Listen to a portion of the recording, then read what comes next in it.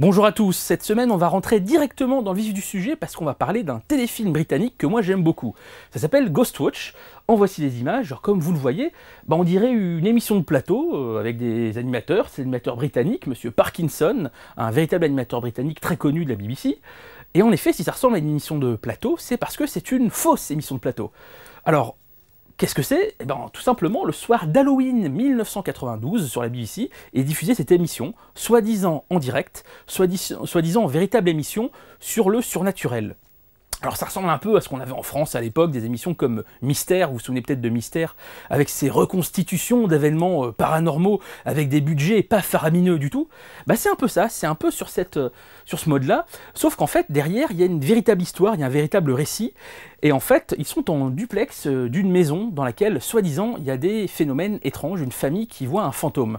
Et au fur et à mesure de cette émission, en fait de ce téléfilm, puisque tout est écrit, les événements vont se faire de plus en plus troublants, les animateurs vont avoir des visions, vont se faire attaquer, et carrément on flippe quand on regarde ça. Au début on se dit, ouais voilà, c'est une espèce de parodie, mais c'est franchement flippant.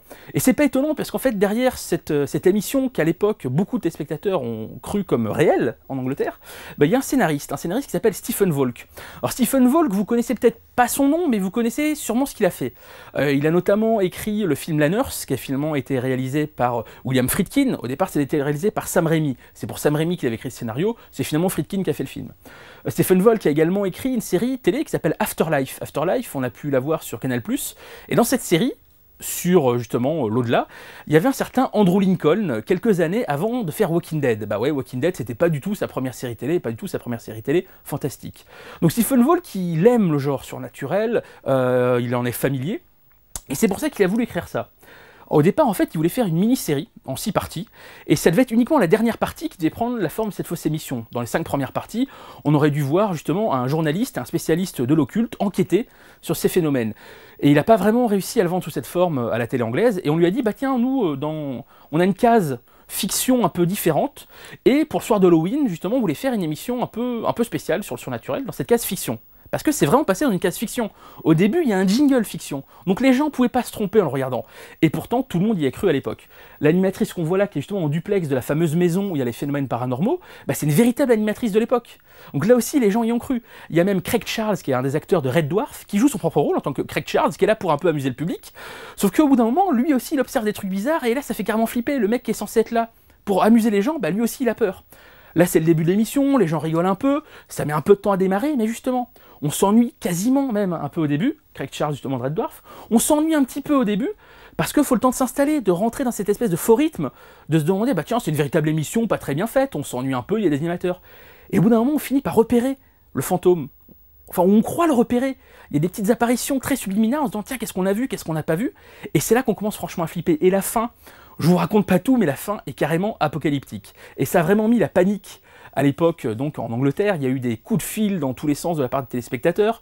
Le téléfilm a fini par ne plus jamais être diffusé, tellement ça a fait scandale. Et pourtant, c'est un petit chef-d'œuvre de la télévision. C'est vraiment absolument à voir. Et pour le voir justement, comme souvent, je vous le montre. Il y a le DVD qui est disponible en Angleterre. Alors ça, c'est l'édition qui est disponible assez facilement, sur laquelle il n'y a pas de bonus. Il y avait une première édition qui avait été éditée par le BFI, le British Film Institute, sur laquelle il y avait des bonus, mais qu'on trouve quasiment plus, vraiment en très peu d'exemplaires.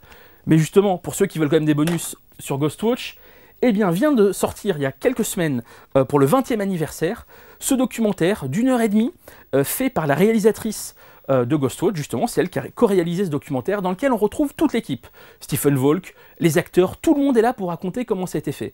Dans la forme, c'est un poil austère, parce qu'ils n'ont pas eu les droits pour les extraits, donc il n'y a aucun extrait de l'émission, ce qui est un peu dommage, il n'y a que des interviews, mais c'est quand même très intéressant sur la manière dont c'était imaginé, la manière dont c'était tourné, même techniquement.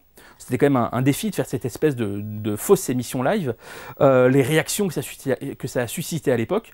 Donc franchement, si vous regardez ce blog, c'est que vous aimez un peu les trucs différents, c'est que vous aimez le fantastique, le surnaturel, ça, Ghostwatch, il faut absolument le voir, ne serait-ce que pour flipper un bon coup. À la prochaine.